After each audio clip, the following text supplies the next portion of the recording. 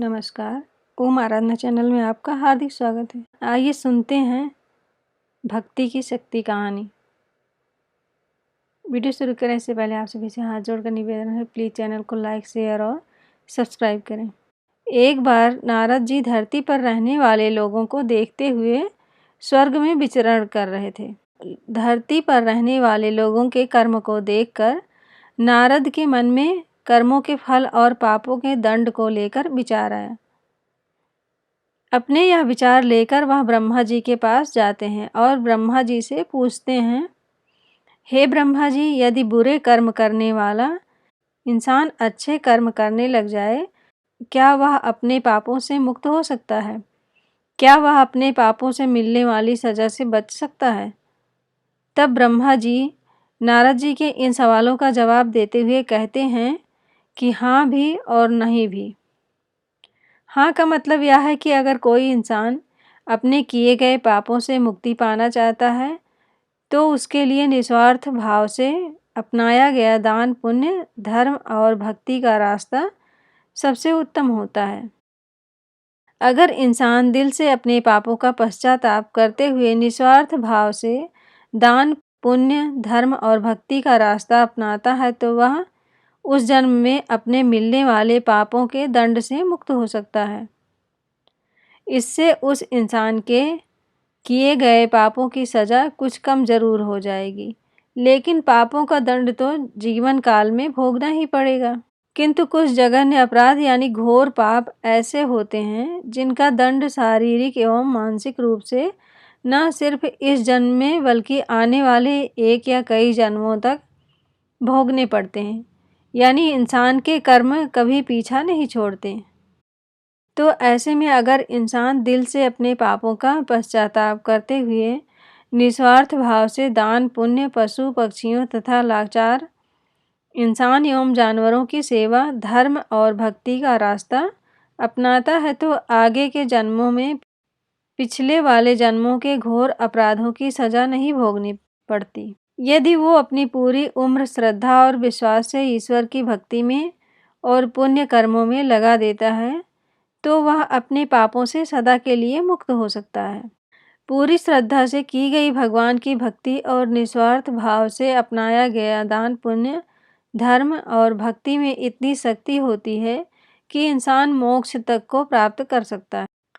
और नहीं का मतलब ये है कि अगर वो इंसान दान, पुण्य, धर्म और भक्ति का रास्ता या कोई भी अच्छा कर्म निस्वार्थ भाव से ना अपनाकर किसी स्वयं के मकसद को पूरा करने के लिए या लालच से अपनाता है तो इसे दिखावा बोला जाता है। ऐसा करने से उसे उसके पापों से छुटकारा कभी नहीं मिलता, अपने पापों से कभी मुक्त नहीं हो सकता। इंसान के द्वारा किया गया घोर अपराध और पाप उसका अगले जन्मों तक पीछा नहीं छोड़ते। तब ब्रह्मा जी नारद जी को इसी पर आधारित एक सच्ची कहानी सुनाते हैं। एक गांव में एक सूद नाम का इंसान रहता था। वह गलत लोगों की संगत से अनजाने की वजह से डाकू बन गया था। वह लोगों को मारकर अक्सर उनका धन लूट लेता था। एक दिन डाकू जंगल से होता हुआ सड़क की ओर जा रहा था कि अचानक एक नाग नागिन का जोड़ा डाकू के रास्ते में आ जाते हैं। डाकू को देख नाग नागिन अपनी रक्षा के लिए फन फैला लेते हैं। डाकू घबरा जाता है और अपनी बंदूक उन नाग नागिन पर तान देता है। यह देख नाग नागिन क्रोधित हो जाते हैं और उस डाकू पर हमला कर देते हैं। डाकू अपनी जान बचाने के लिए 2 कदम पीछे हटता हुआ नागिन पर गोली चला देता है। यह देखकर नाग डाकू पर तेजी से हमला करता हुआ डाकू की बंदूक पर चिपक जाता है। डाकू अपनी बंदूक को कहीं दूर फेंक देता है और वहां से भाग निकलता है। भागते भागते डाकू सड़क पर पहुंच जाता है। वहीं दूसरी तरफ उसी रास्ते से एक औरत और उसके साथ उसका एक 11 साल का बेटा भी था। वो दोनों घर की तरफ जा रहे थे। अचानक डाकू भी वहीं आ जाता है। डाकू देख माँ बेटे घबरा जाते हैं। डाकू औरत के करीब जाता है और बलपूर्वक उस औरत से उसके गले में टंगा सोने का हार खींच लेता है। अब औरत अपने और अपने बच्चे की जान की रक्षा के लिए उस डाकू से दया की भीख मांगती है, लेकिन डाकू इतना क्रूर स्वभाव का था कि वह अक्सर जिस किसी को भी लूटता तो वह उसे मार भी डालता था। इसलिए डाकू पर उस औरत की बातों का कोई असर नहीं हुआ और वह उस औरत को तेज धार चाकू मारकर बुरी तरह से घायल कर देता है। यह देख बच्चा क्रोध से तिलमिला उठता है और पत्थर उठाकर जोर से डाकू के सर पर मार देता है। डाकू के सर से खून निकलने लगता है। डाकू उस बच्चे को भी चाकू से मार देता है और वहां से भाग जाता है। चीख चिल्लाहट को सुन आसपास के गांव के लोग वहां पहुंचते हैं। वो उस महिला और बच्चे को वैद्य के पास ले जाते हैं। माँ और बेटा दोनों बच जाते हैं। उधर डाकू भागता हुआ फिर से जंगल की तरफ चला जाता है। बहुत थक जाने की वजह से डाकू वहीं आराम करने लगता है। दूसरी तरफ नाग डाकू का पीछा करते हुए वहीं डाकू के पास पहुंच जाता है। डाकू सो चुका होता है और इधर नाग अपनी नागिन की मौत का बदला लेते हुए डाकू के पैर को डस लेता है। डाकू दर्द से छटपटाता हुआ वहीं मर जाता है। यह सारी घटना यमपुरी में बैठे हुए चित्रगुप्त और यमराज जी देख रहे थे। डाकू के मरते ही यम के दूत यमलोक से धरती पर डाकू की आत्मा को लेने आते हैं।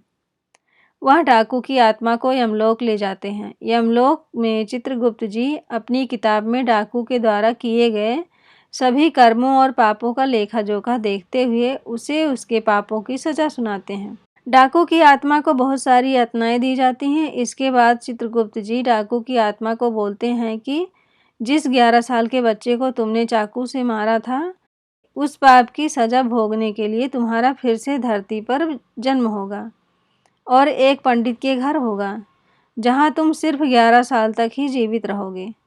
दूसरी तरफ एक गांव में एक पंडित रहता था, जिसकी पत्नी को 10 साल से कोई भी औलाद नहीं हुई थी। पंडित भगवान भोलेनाथ का बहुत बड़ा भक्त था। वह रोज भोले बाबा की पूरे श्रद्धा विश्वास से पूजा अर्चना किया करता था। इसके अलावा वह गरीबों और साधु संतों को भोजन भी करवाता था। एक दिन भगवान शंकर पंडित की सच्ची भक्ति और पुण्य कर्मों से प्रसन्न होकर पंडित को दर्शन देते हैं। पंडित भगवान शंकर के दर्शन पाकर बहुत प्रसन्न होता है। भगवान शंकर बोलते हैं, मैं तुम्हारी सच्ची भक्ति से बहुत प्रसन्न हूँ। बोलो क्या वरदान तुम्हें दूं। पंडित एक पुत्र की मांग करता है। भगवान शंकर तो अंतर्यामी थे। वह भूत भविष्य पहले से ही सब जानते थे कि पंडित क्या वरदान मांगेगा। इसलिए उन्होंने पंडित को पुत्र देने का वरदान देने से पहले ही यह बता देते हैं कि यह पुत्र सिर्फ 11 वर्ष ही जिएगा, उसके बाद मर जाएगा। यह जानने के बाद भी पंडित कुछ नहीं बोला, क्योंकि उसे अपनी भक्ति पर पूरा विश्वास था कि भगवान अपने भक्त के साथ कभी अन्याय नहीं होने देंगे। यह सोचता हुआ पंडित पुत्र का वरदान मांग लेता है। भगवान शंकर पुत्र का वरदान देकर वहां से गायब हो जाते हैं। अगले 9 महीने बाद पंडित के घर पुत्र का जन्म होता है। इधर पंडित यह जानते हुए भी कि यह 11 साल से अधिक नहीं जिएगा, फिर भी प्रसन्न रहता है। यह बात पंडित घर में किसी से भी नहीं बताता। यह वही डाकू है जिसने 11 साल के बच्चे को चाकू से मारा था और अब एक पंडित के घर पैदा हुआ, जो कि सिर्फ 11 साल ही जिएगा। इधर पंडित अपने बेटे को धर्म, कर्म, पूजा, भक्ति की सभी शिक्षाएं देता है। पंडित अपने बेटे का नाम शंकर रखता है। देखते ही देखते दिन बीतते गए। शंकर को 11 साल पूरे होने में सिर्फ 1 महीना ही बचा था। पंडित शंकर के मामा को तुरंत घर बुलवाते हैं और खूब सारा धन देकर काशी जाने को कहते हैं। पंडित धन देते हुए बोलता है कि वहां शंकर के हाथों 28 दिनों तक यज्ञ करवाना, साधु संतों को पूरी श्रद्धा से भोजन करवाना और पूरी विधि अनुसार महामृत्युंजय के मंत्र का जाप करते हुए 28 दिनों तक रोज सुबह भगवान शिव की पूरी श्रद्धा से विधि अनुसार पूजा करनी है। अगले ही दिन मामा और शंकर धन लेकर काशी के लिए निकल पड़ते हैं। काशी पहुंचते ही मामा और शंकर वो सब करना शुरू कर देते हैं जैसा कि पंडित ने बताया था। ठीक 28वें दिन शंकर की हालत अचानक खराब हो जाती है। शंकर के मामा शंकर को आराम करने के लिए अंदर भेज देते हैं। शंकर के मामा जब सब साधुओं को भोजन करवा के शाम को शंकर के पास वापस लौटते हैं तो शंकर मर चुका है। यह देख शंकर के मामा जोर जोर से रोने लगते हैं। इतने में यमलोक के दूत शंकर की आत्मा को लेकर यमलोक पहुंचते हैं।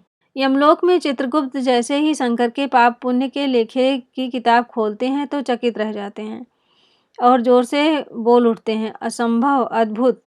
ये 2 शब्द बोलते ही चित्रगुप्त कुछ देर तक तो यूं ही मौन खड़े रहते हैं। फिर कुछ देर बाद चित्रगुप्त ऊंचे स्वर में यमदूतों को आदेश देते हैं कि तुरंत अभी के अभी शंकर की आत्मा को शंकर के शरीर में डालकर आओ। यमदूत शंकर को उसके शरीर में पुनः डाल देते हैं और शंकर फिर से जी उठता है। अचानक यह चमत्कार देख कि शंकर के शरीर में हलचल हो रही है, शंकर के मामा की खुशी का ठिकाना नहीं रहता।